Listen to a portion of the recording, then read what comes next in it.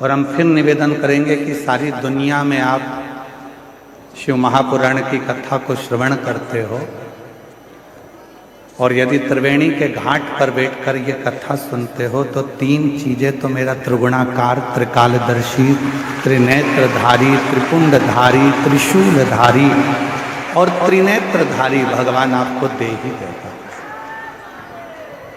बोल बम का नारा है, सारी समस्या का हल श्री शिवाय। त्रिवेणी के संगम पर त्रिकालदर्शी, त्रिनेत्रधारी, त्रिपुंडधारी, त्रिशूलधारी, त्रिलोकी के नाथ देवाधिदेव महादेव की कथा सुनकर हम भी यहां से तीन चीजें लेकर जाएंगे।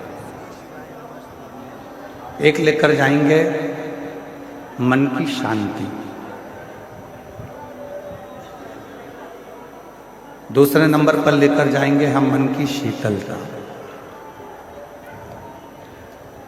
और तीसरे नंबर पर लेकर जाएंगे हम अच्छे विचार, अच्छी सोच, अच्छी बुद्धि।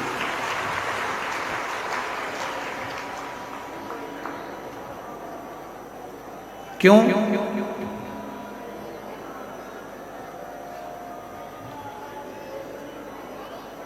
आपकी जेब में जो पैसा रखा हुआ है उसके बहुत सारे बाटेदार हैं।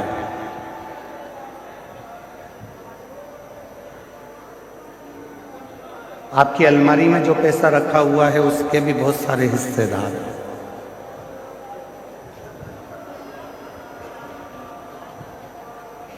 आपके बैंक में जो पैसा रखा हुआ है उसके भी बहुत सारे हिस्सेदार हैं।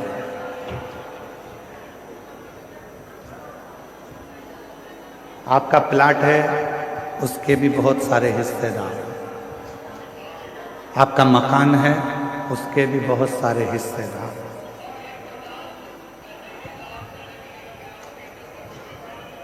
आपकी जमीन के, आपकी प्रॉपर्टी के,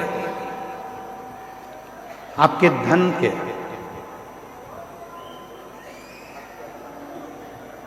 आपकी संपदा के, आपके स्वर्ण के, चांदी के, बर्तन के, कपड़े के बहुत सारे हिस्सेदार हैं।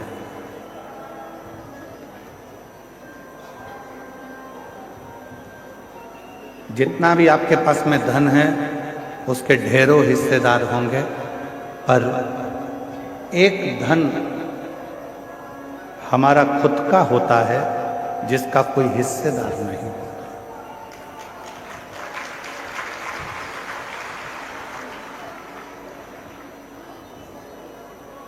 सब धन के हिस्सेदार हैं पर एक धन है, उस धन का कोई हिस्सेदार होता ही नहीं है। वो धन है आपका दुख, आपकी तकलीफ, आपका कष्ट, आपकी बीमारी, आपका रोग। वो धन एक ऐसा धन है जिसका कोई भी हिस्सेदार नहीं बनता। हम आपसे पूछें, प्रयागराज में आई हुई मेरी जीजियों से, मेरे जीजाओं से, मेरी बेटियों से, बेटाओं से, मेरे बुजुर्ग माँ बाप से मैं एक प्रश्न करूं। आपकी कमर में दर्द होता है तो उसका कोई हिस्सेदार होता है क्या? आपके सिर में दर्द होता है तो उसका कोई हिस्सेदार होता है क्या? आपके पलंग के तकिए के नीचे अगर कोई 500 के नोट की गड्डी रखी है तो उसके बहुत सारे हिस्सेदार हैं।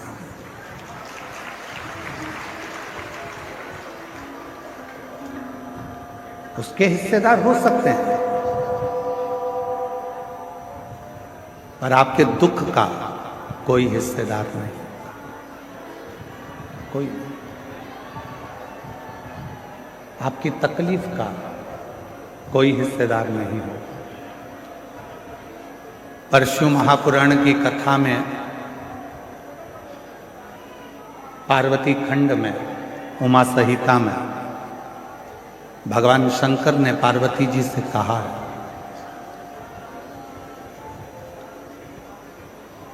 कि दुनिया के लोगों के धन के हिस्सेदार बहुत होंगे, दुनिया के लोगों की प्रॉपर्टी के हिस्सेदार बहुत होंगे, दुनिया के लोगों की संपदा के हिस्सेदार बहुत होंगे, पर पार्वती जो मेरे शिवलिंग पर एक लोटा जल समर्पित करता है, उसका दुख का कोई हिस्सेदार नहीं होता।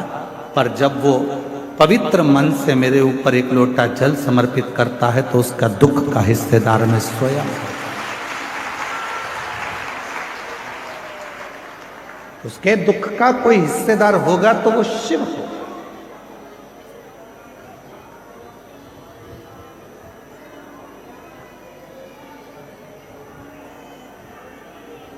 आवाज नहीं जा रही है, वहां से माताएं चिल्ला रही हैं, आशीष वहां साइड।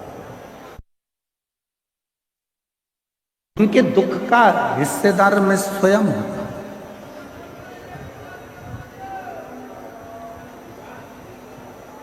इनके एक आदमी को पीछे भेजो तो वो सुन लेगा वहां से।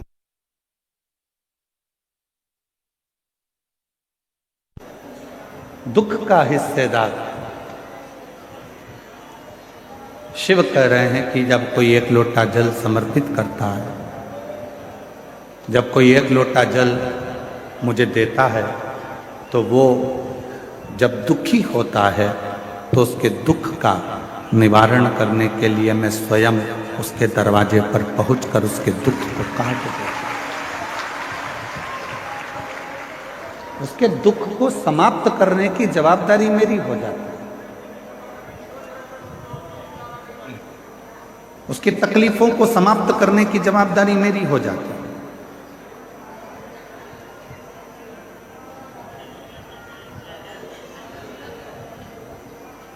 और मेरा तू ही तो हमदर्द है, जिसे हर दर्द कहता हूँ। मेरा तू ही तो हमदर्द है, जिसे हर दर्द कहता हूँ। दुनिया के आगे प्रभु चुपचाप में रहता।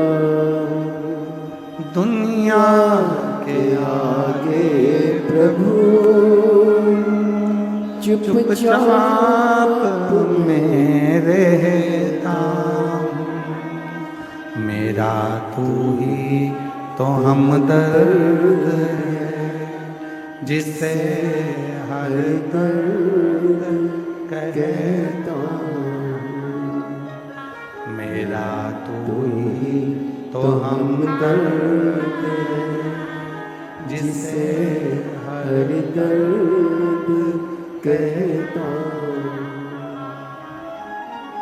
शिव से कहीं ऐसी कोई बात नहीं है जो तुम्हारी कट जाए।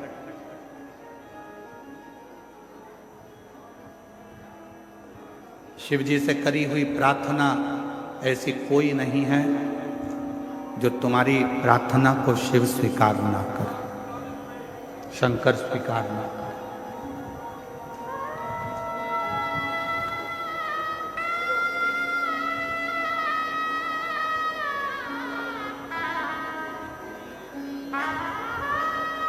क्या चल रहा है अभी प्रयागराज में?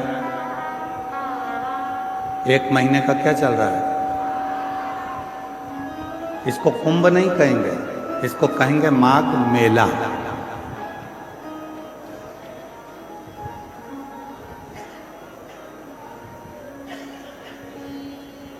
रामचरितमानस में भी इसका वर्णन है। संत आते हैं, निवास करते हैं, 1 महीना रुककर सत्संग करते हैं और फिर चले जाते हैं।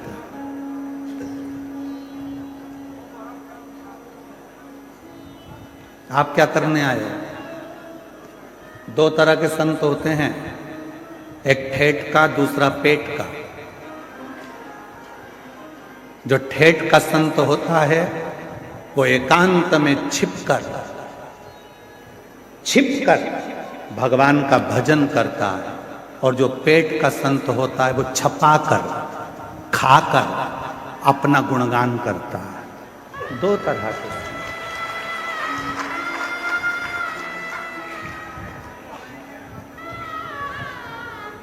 एक छपाकर खुश होता है, एक छिपकर खुश होता है।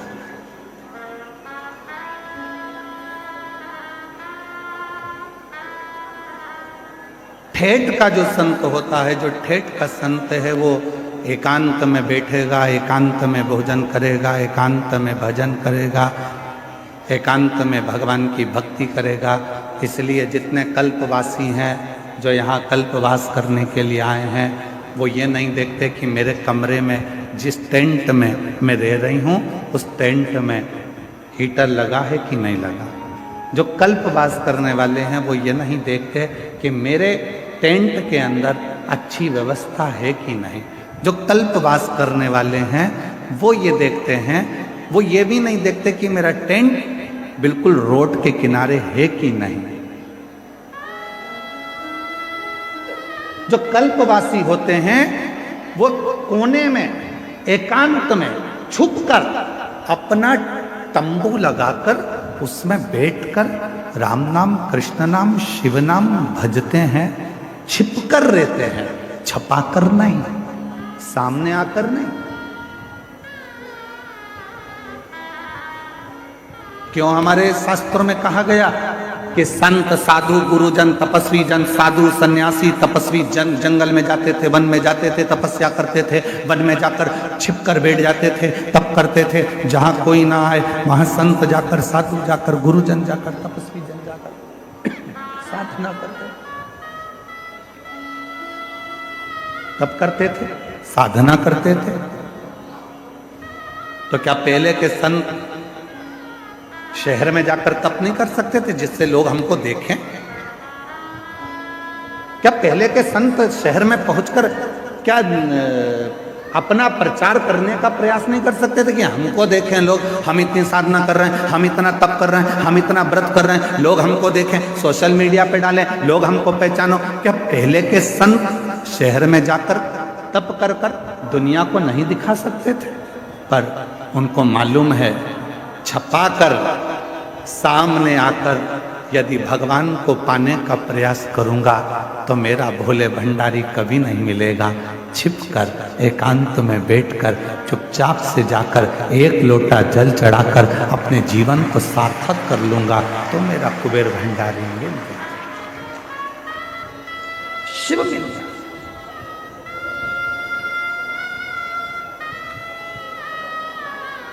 कई लोग कहते हैं गुरुजी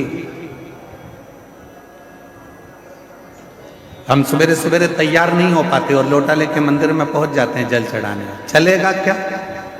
हमने कहा चलेगा। तो कहा हम लोटा लेके जैसे मंदिर में जाते हैं तो पंडित जी कहते हैं कि बताओ, लोटे को साफ भी नहीं करा, गंदा लेकर आ गए, काला काला हो रहा है और खुद भी तैयार नहीं हुई और आ गई एक लोटा जल चढ़ाने के लिए। तो हमारा निवेदन है, हाथ जोड़कर कह देना, मैं कितनी भी तैयार हो जाऊं, मेरा भोले बाबा मेरे ऊपर के रूप को नहीं देखता, मेरा भोले बाबा तो मेरा मन देखता।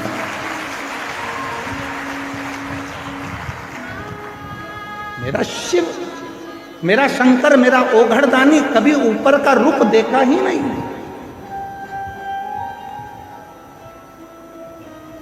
आप कितने सुंदर हो, उसको मतलब नहीं।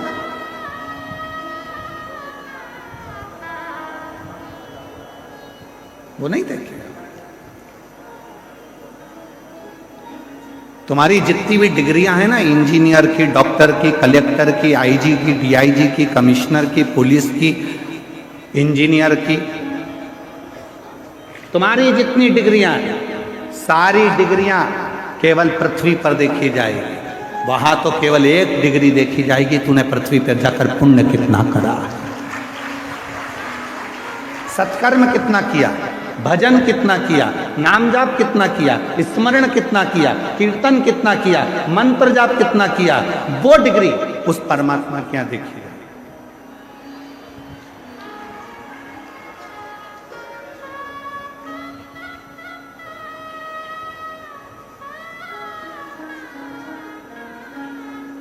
हम ईमानदारी की बात बोले, हम सतुआ बाबा के यहाँ कथा करने क्यों आते हैं? हम एक बार कथा करने आते और हम पक्का है दूसरी बार नहीं आते। पर आज ये कथा करने के लिए माघ मेले में हम शायद मेरे ख्याल 3 एक बार महाराज जी, तीसरी बार हमारा आना हो गया। आपको मालूम है हम क्यों आते हैं, किस लिए आते हैं? हमारा आने का केवल एक कारण है कि यहाँ किसी के बैठने के लिए पास का सिस्टम नहीं चलता। यहाँ तो जो आया वो बैठ गया।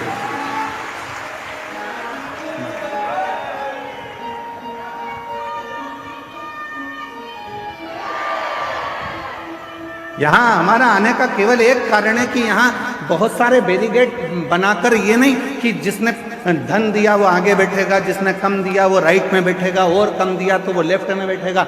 यहाँ तो महाराज जी के इस सतुआ बाबा जी के शिविर में कथा हो रही है और मैं सतुआ बाबा जी संतोषाचार्य महाराज जी को, जगत गुरु संतोषाचार्य जी महाराज जी को धन्यवाद दूंगा कि उन्होंने चारों तरफ की टीनों को, जो चारों तरफ से बैरिकेड लगे थे, टीन लगी हुई थी, पंडाल एक अंदर की ओर ये आश्रम था, उन्होंने सब दूर की टीन को उखड़वा दिया और कह दिया जहां तक लोग बैठ सके उनको बैठ। यहाँ धन की मूलता नहीं देखी गई कि तुमने पैसा दिया तो तुम आगे आकर बैठोगे, तुमने धन दिया तो तुम आगे आकर बैठोगे। यहाँ कोई बैरिकेड की सुविधा नहीं होती है। यहाँ पर कोई अलग से स्थान नहीं बनता कि तुम्हारे गले में पास दिया जाए और तुम पास लेकर फिर इस कथा में जाकर बैठो। इसलिए इस कथा में हम 3 साल से लगातार आ रहे हैं, क्योंकि यहाँ सतुआ बाबा जी जो कथा या आयोजन कराते हैं वो केवल हर हर महादेव के लिए, देवाधिदेव महादेव के लिए, विश्वनाथ जी के लिए। यह दिखावा नहीं है, यह दिखावे के लिए कोई कथा या सत्संग या संकीर्तन नहीं है।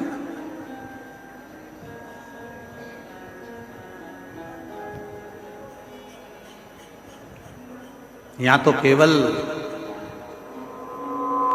आपकी अविरल भक्ति, आपका भजन, स्मरण, कीर्तन और मंत्र,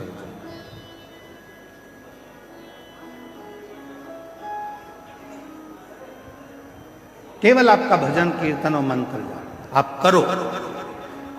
5 दिन आप और हम हैं, निवेदन है इन 5 दिन में सतुआ बाबा जी के शिविर में आप जितनी देर बैठकर भजन कर सकते हैं उतना भजन करें। त्रिवेणी के संगम पर बैठकर जितना स्मरण कर सकते हैं करें। त्रिवेणी के जितना करना,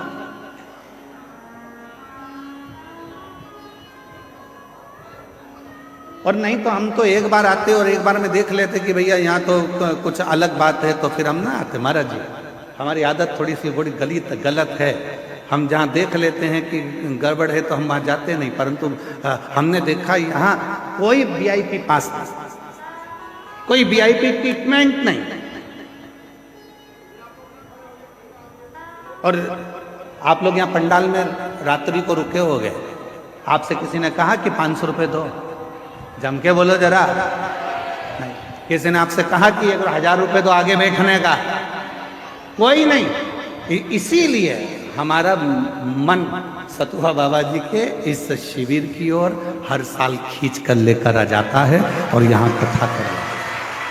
महाराज ये भाव आप, और मैं आपको इस चीज़ के लिए धन्यवाद दूंगा, जितनी सरलता आप में इतने वर्षों में हम दर्शन कर रहे हैं, आपकी ये सरलता पूरी जिंदगी भर रहे और आपका स्नेह सफर, ये अविरल भक्ति, इसको भक्ति कहते हैं,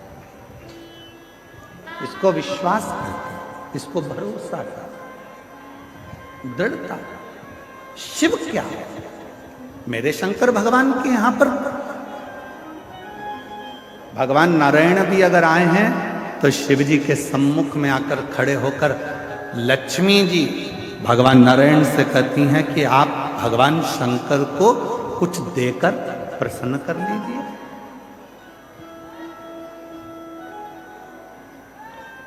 आप भगवान शंकर को कुछ दे दो, प्रसन्न हो जाएंगे। ब्रह्मा जी से स्वयं ब्रह्मणी ने कहा आप भगवान शंकर को कुछ दे दीजिए, शंकर जी प्रसन्न हो जाएंगे। इंद्राणी ने इंद्र से कहा कि शिव जी को प्रसन्न करना है तो कुछ दे दीजिए, शिव प्रसन्न हो जाएंगे। तब भगवान नारायण ने लक्ष्मी जी से कहा शिव को प्रसन्न करने के लिए धन दौलत संपदा वैभव देने की जरूरत नहीं है।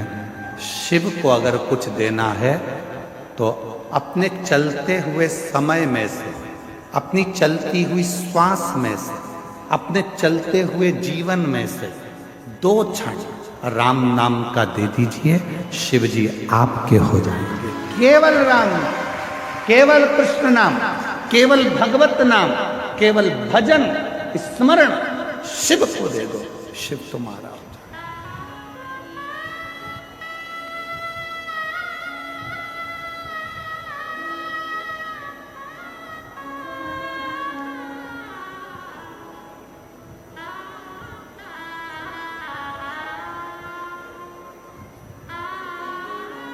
आज घूमने के लिए जाऊंगा सतुआ बाबा जी आपके साथ में, मन है मेरा।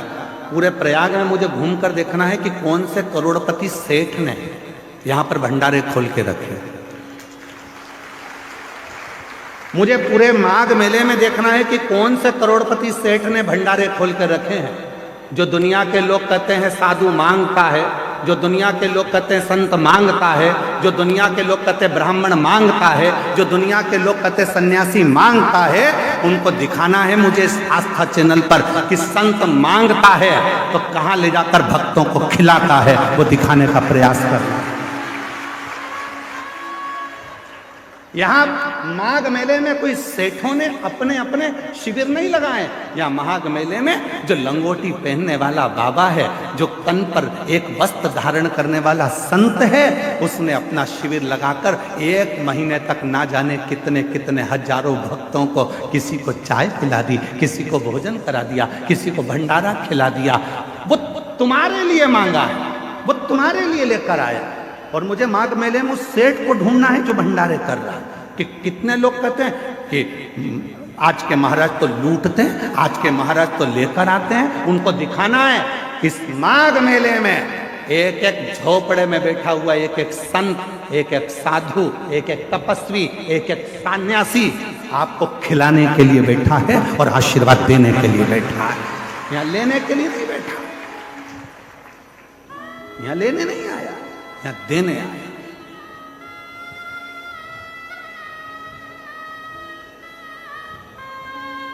और कोई कोई कहते हैं बाबाओं के पास इतना माल कहां से आता, क्योंकि बाबाओं के पास एक काम है, बाबा जितना देता है उतना ऊपर वाला उसको देता है। तुम देना चालू करो, बाबा जैसा तुम्हें भी देना चालू कर देगा।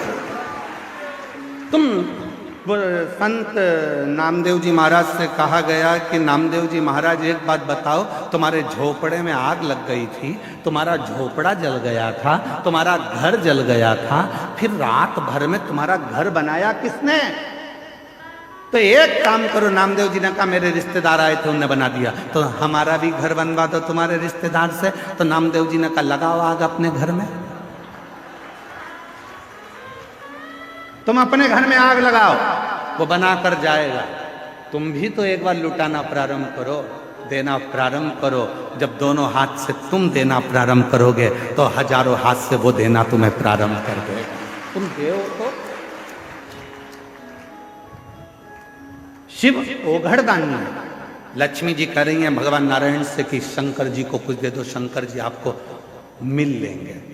ब्रह्माणी ब्रह्मा जी से कर रही हैं कि शिव जी को आप कुछ दे दो, शिव जी आप पे करुणा कर दो। इंद्राणी इंद्र से कह रही है कि आप शिव जी को कुछ दे दो।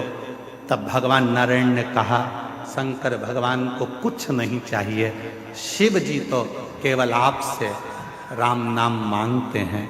जो राम नाम दे देता है शिव उसके पीछे पीछे चलना प्रारंभ कर देते हैं और शिव उस पर करुणा करना प्रारंभ।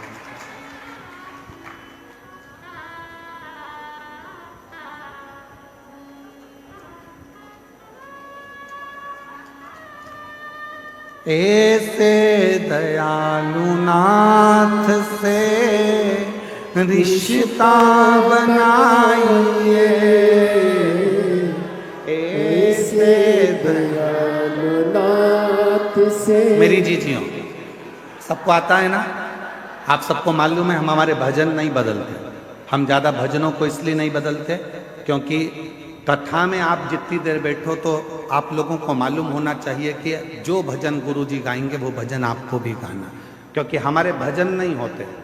हम भगवान से प्रार्थना करते हैं इन शब्दों के माध्यम से कि हम पर भी कृपा करें।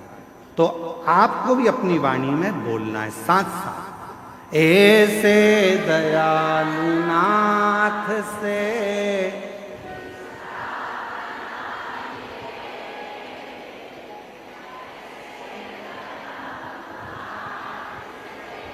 रिश्ता बनाए,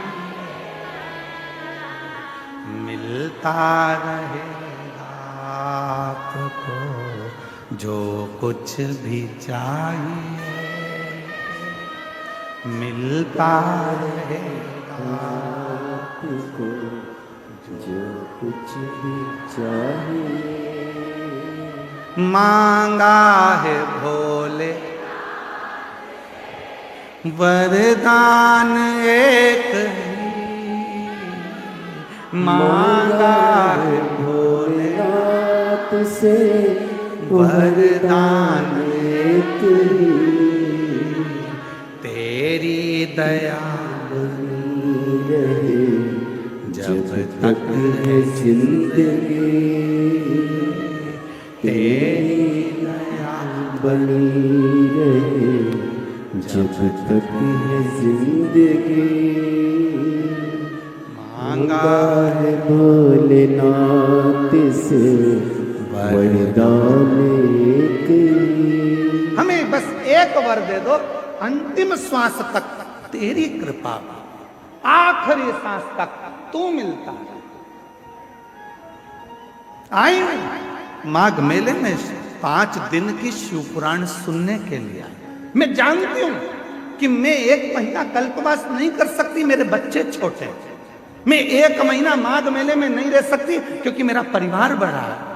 1 महीना मैं बाबा इस माघ के मेले में कल्पवास नहीं कर सकती क्योंकि मैं घर में परिवार को लेकर चलने वाली हूं। पर बाबा आज विश्वास से कहती हूं 5 दिन भी अगर मैं इस पंडाल में बैठकर कथा सुनूं तो मेरे भोले बाबा, हे मेरी गंगा मैया, मेरे इस 5 दिन की रात्रि को कल्पवास की 1 महीने की रात्रि मान ले, उतना फल देना मुझको। मैं 5 दिन रहूंगी, 5 दिन तेरा भजन करूंगी और 5 दिन में मुझे विश्वास है तू मुझे खाली नहीं भेजेगा, मेरी झोली खुशियों से भरकर भेज देगा। मेरा विश्वास है, मेरा भरोसा है।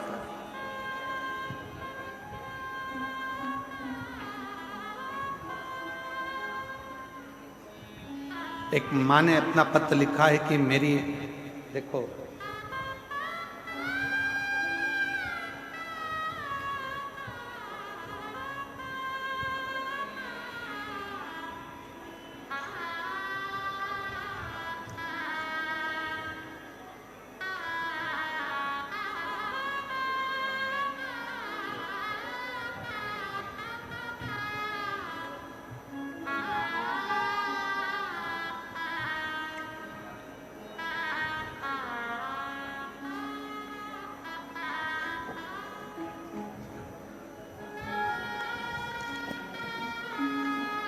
मेरा नाम नूतन सोनी है, मैं फतेहपुर जिले से आई हूँ। कहीं बैठी हो नूतन जी? आप ही हैं? ऐसा हाथ हिला दो एक बार। हाँ ऐसा हाथ हिलाओ, ठीक है। आइए आइए, एक बेलपत्र लेकर जाओ। मेरा नाम नूतन सोनी है, मैं फतेहपुर जिले से आई हूँ।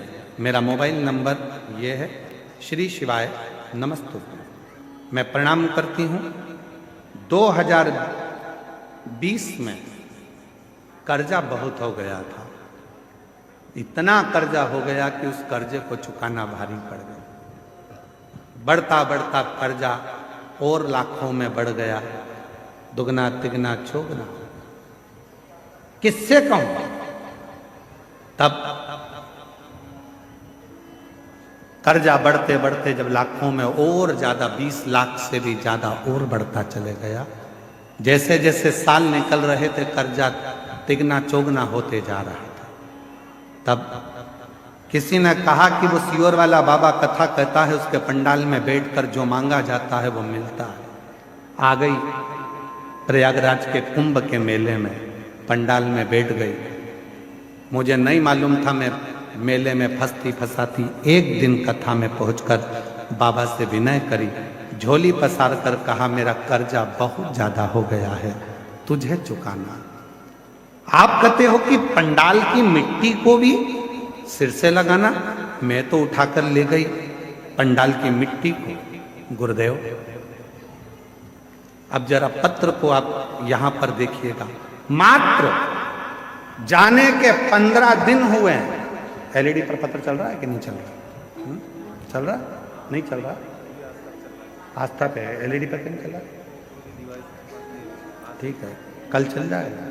प्रयास करिए यहाँ के लोग भी पत्र को पढ़ें। आस्था पे चल रहा है पत्र, ध्यान दीजिएगा, और एलईडी पर कल से चल जाएगा। 15 दिन, केवल 15 दिन निकले, ना जाने वो पंडाल की मिट्टी में क्या था। और 15 दिन के बाद मेरा धीरे धीरे कर कर 20-20 लाख का कर्जा मेरे बाबा ने जो चुकाना चालू करा, आज मैं पूरे कर्जे से मुक्त होकर बाबा की कथा को सुनने के लिए पंडाल में बैठी हूं। ये शिव की बात। आज एक भी कर्जा मेरे माथे पर नहीं, एक कर्जा मेरे मस्तक पर नहीं।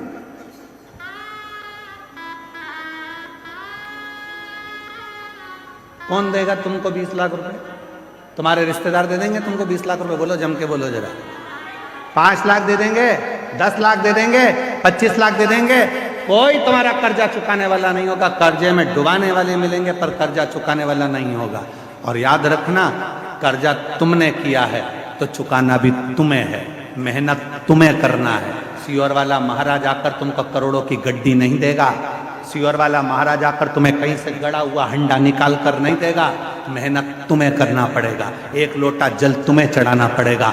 और जब मेहनत और लगन और शिव की भक्ति, ये त्रिवेणी का संगम एक जगह पर होगा तो 15 दिन क्या 5 दिन में भी कर्जा चुकाने की सामर्थ्य का तुम्हें बाबा दे। किसी बाबा के चक्कर में मत पड़ना कि कोई तुमको निकाल कर सोने का हंडा देगा। किसी बाबा के चक्कर में मत पड़ना कि कोई तुम्हारा दुख काट देगा। हाथ में खुजाल चली है तो तुम्हें खुजालना है, छींक तुम्हें आई है तो छींकना तुम्हें है, खांसी तुम्हें आई है तो खांसना तुम्हें है। उसी तरह कर्जा तुमने किया है तो चुकाना भी तुम्हें है। इसलिए मेहनत भी तुमको करना है, संघर्ष भी तुमको करना है, और साथ में शिव जी पर भरोसा भी तुम्हें करना है। शंकर पर भरोसा भी तुमको, कोई दूसरा नहीं। रोते नहीं है बेटा, रो नहीं है। आंसू पोछो पहले, उठो उठो उठो, आंसू पोछो, आंसू पोछो पहले, आंसू पोछो। अच्छा खुश होकर जा, अब तो बाबा ने तेरे सब कर दिया। एक आंसू पोछो, आंसू पोछो, आंसू पोछो पहले, आंसू पोछो। अच्छी खुश होकर जा, एक बार जोरदार ताली बजाओ। शिव कृपा ऐसे दयालुनाथ से रिश्ता बनाइए, ऐसे दयालुनाथ से रिश्ता बनाइए, मिलता रहेगा आपको जो कुछ भी चाहिए, मिलता रहेगा आपको जो कुछ भी चाहिए। ऐसा करिश्मा होगा जो हुआ कभी नहीं, ऐसा करिश्मा होगा जो हुआ कभी नहीं। मांगा है भोलेनाथ से वरदान एक मांगा है शंभुनाथ से वरदान एक तेरी दया बनी रहे जब तक है जिंदगी, तेरी कृपा बनी रहे जब तक है जिंदगी। ये जीवन है। आए हो कथा सुनने के लिए, जहां जगह मिले वहां बैठकर, ये मत सोचना कि रोड है, रोड का किनारा है, तुम्हें जहां जगह मिले वहां बैठकर 2.5 घंटा 3 घंटा तो हम बोलते नहीं है कथा, फालतू की बात है कि हम 3 घंटा कथा बोलते हैं, नहीं, आधा घंटा तो आशीष बोलता है, 2.5 घंटे हम बोलते, और हम भी नहीं, वो बुलवाता है तो बोलते। 2.5 घंटे की कथा में जितनी देर बैठो उतनी देर आप उस बाबा से अपने मन की लगन को जोड़ने का प्रयास करना। ये सोचना सियोर वाला बाबा कथा नहीं कह रहा, गंगा के घाट पर, त्रिवेणी के घाट पर मेरा ओघड़ दानी कुबेरेश्वर महादेव तुम्हारी झोली भरने के लिए आया है और भर कर जाएगा, इस विश्वास के साथ कथा को श्रवण दे देगा। क्या ना देगा? किसकी सामर्थ्यता होगी? ये पत्र में लिख रही है वो बहन कि 15 दिन नहीं लगे और 15 दिन में मेरे लाखों लाखों का कर्जा चुका दिया। किसकी सामर्थ्यता होगी? कौन दे देगा लाख? कौन सामर्थ्यता?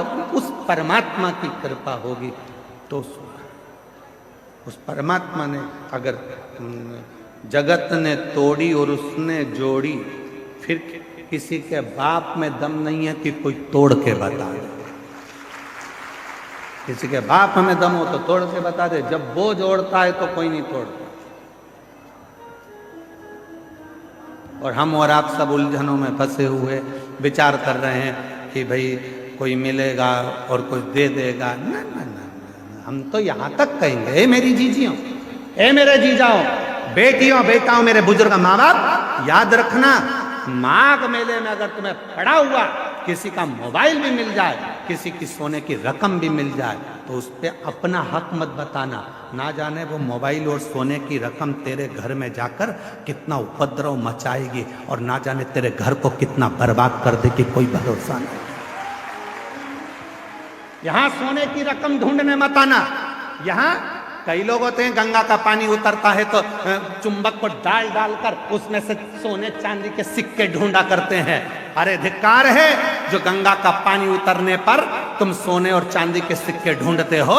गंगा का पानी उतरने पर तुम उस मिट्टी में महादेव को ढूंढने का प्रयास करना, तो शायद तुम्हारी जिंदगी सवर जाए, शायद तुम्हारी जिंदगी सवर जाए। शिव महापुराण की कथा कहती है, जिस तालाब का जल कम होता है, जिस कुएं का जल कम होता है, जिस नदी का जल कम होता है, जिस सरोवर का जल कम होता है, वहां की मिट्टी को लाकर जब पार्थिव लिंग का निर्माण कर कर पूजन किया जाता है, तो उस नदी का जल स्तर जितना बड़ा होता है, उस नदी में जितना पानी पहले भरा होता है, उतना भंडार भोलेनाथ उसके घर में भरना चालू कर देते हैं। ये हमारा शास्त्र प्रमाण है। शिव को बनाने के लिए उसमें से मिट्टी ढूंढो, और तुम क्या ढूंढ रहे हो? चुंबक डाल के पैसा, चुंबक डाल के सिक्का, और लगे कितने हाथ में? 100, 200, 500, 1000, 2000, 1 लाख, 1.5 लाख रुपए हाथ में लगे होंगे। इससे ज्यादा क्या लगेंगे? 2 लाख लगे होंगे, इससे ज्यादा क्या लगेंगे? पर यदि उसमें से जब नदी का स्तर नीचे जा रहा था, कुएं का पानी कम हो रहा था, तालाब का पानी कम हो रहा था, जलाशय का पानी कम हो रहा था, उस समय पर वहां की मिट्टी को लाकर पार्थिव का निर्माण करते, शिवलिंग बनाकर उसकी पूजन कर कर विसर्जन कर देते, तो नदी पूर्व में जितनी भरी हुई थी उतना भंडार मेरा भोलेनाथ तेरे घर का भर देते। ये हमारा शास्त्र है। एक बार हमने ये कथा पहले कही है, तो किसी ने पूछा, क्यों गुरुजी, उस मिट्टी में ऐसा क्या हो जाता है कि भगवान शंकर जितना उस नदी में पानी भराता है उतना भगवान उसका घर का भंडार भर देता है, उस नदी में ऐसा क्या हो जाता है, उसकी मिट्टी में ऐसा क्या हो जाता है? तो शिव महापुराण की कथा में आता है, कृष्णेश्वर महादेव की कथा। 12 ज्योतिर्लिंग में से 12वां ज्योतिर्लिंग। सुधर्म नाम के ब्राह्मण की 2 धर्म पत्नी थी, घूष्मा और सुदेहा।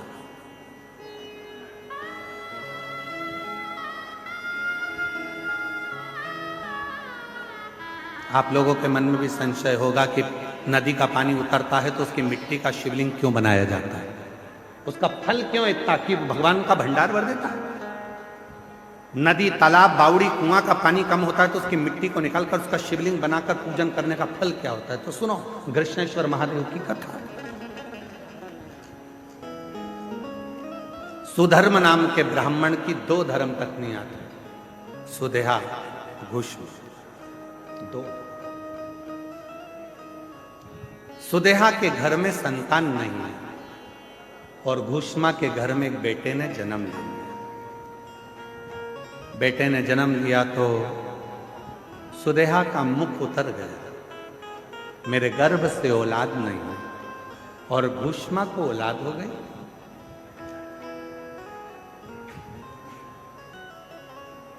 सुधर्म ने अपनी पत्नी घूष्मा से कहा कि तेरे गर्भ से यदि एक बच्चा हो सकता है तो तेरे गर्भ से और भी बच्चे जन्म ले सकते हैं। तेरा जो बेटा है इस बेटे को तू सुदेहा को दे।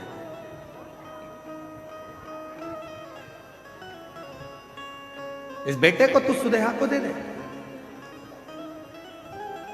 सुदेहा को, हाँ ठीक है। उत्सव रखा बड़ा भारी और घूष्मा ने अपने बेटे को सुदेहा की गोद में दे दिया। अब घूष्मा का बेटा नहीं, अब सुदेहा का बेटा।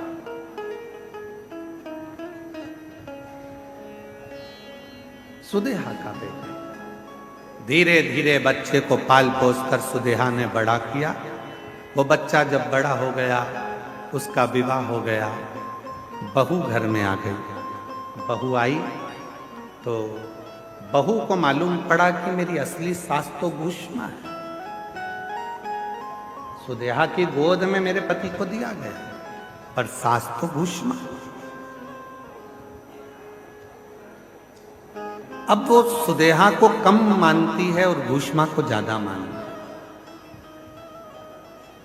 घूष्मा के लिए चाय लेकर जाए, भोजन लेकर जाए, नाश्ता लेकर जाए, पाँव पड़े, सुदेहा को पूछे नहीं। सुदेहा को गुस्सा आ गया, बहू मेरी और पूछ रही घूष्मा। बेटा ही नहीं रहेगा तो बहू किस काम की। रात को सोया था बेटा,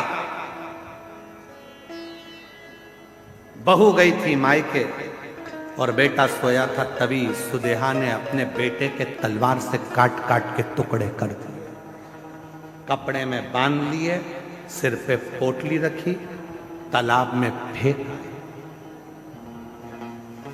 तालाब में फेंक, एक बावड़ी में, एक तालाब में। उस टुकड़े करे हुए शरीर को जब फेंका, सुदेहा आ गई। समय निकला, तालाब का जल नीचे जा रहा था और घूष्मा उसी सरोवर की मिट्टी को लाकर उसका शिवलिंग बनाकर पूजन कर कर मिट्टी के शिवलिंग को, पार्थिव शिवलिंग को सिर पे रखकर चली और तालाब में विसर्जन करने चली। मन में आया, बाबा बहुत दिन से मैंने अपने बेटे को नहीं देखा, ना जाने बेटा कहाँ चले गया, दिखता ही नहीं। बस वो पार्थिव शिवलिंग तालाब में गया। थोड़े से पानी में, जो पानी का स्तर गिर रहा था, टुकड़े टुकड़े हुए हुए बेटा कई दिन पहले मरा था, वही बेटा तैरता हुआ बाहर निकल कर आ गया।